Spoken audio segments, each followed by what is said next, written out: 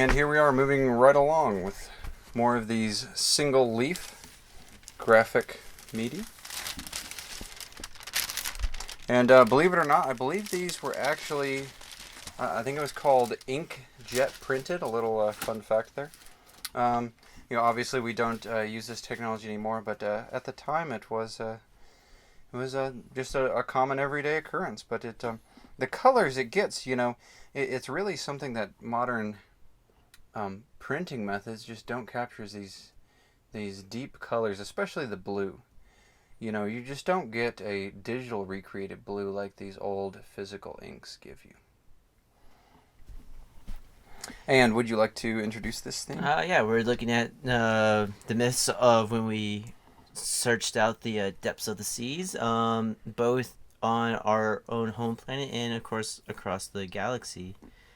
And we're seeing those aquanauts, these guys in yellow, as they're going off and doing their thing with dealing with the aqua sharks, the ones that had to deal with them.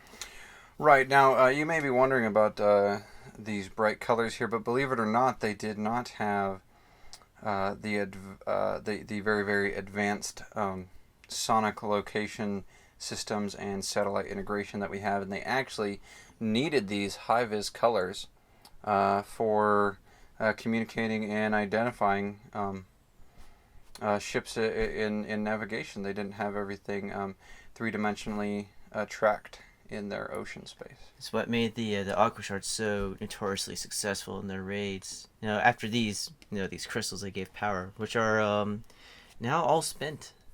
We don't have those anymore. Right. Definitely on in different regions, they are all spent, and we have moved on to less destructive ways of acquiring physical energy deposits. So good and bad thing, but. A time for everything. Did you know that I had a family in the past that were aqua sharks? Really? Okay. We're very proud of them. Okay. There's a rumor on my side maybe we were related to some aqua raiders. Yeah, first generation aqua raiders. Interesting. Yeah, so we'll, if you'll give me a hand here, we'll flip this over very carefully. And here we have some smaller images. We have our Lion Knights. Here, we'll get the magnifier out.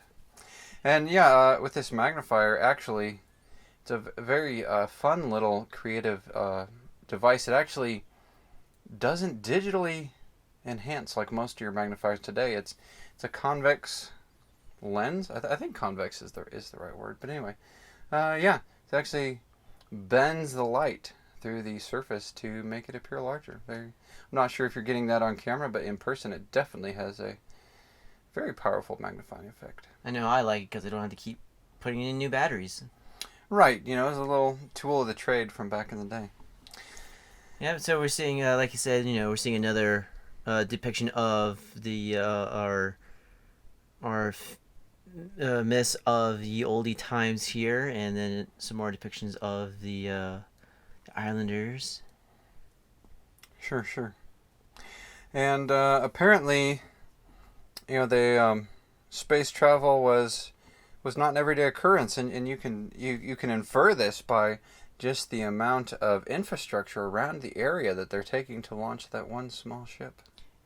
There's a theory out there that kind of explains why we're seeing such advanced technology next to such primitive technology. Is apparently some of our ancestors somehow made contact with the aliens and left the planet secretly, and leaving everybody else to continue slowly.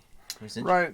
And then you also have to, that's definitely part of it, but in addition to that, you've got to keep in account that some peoples just choose to live a certain way, and the conquest of advancing technology wasn't something that was forefront in their philosophy of life.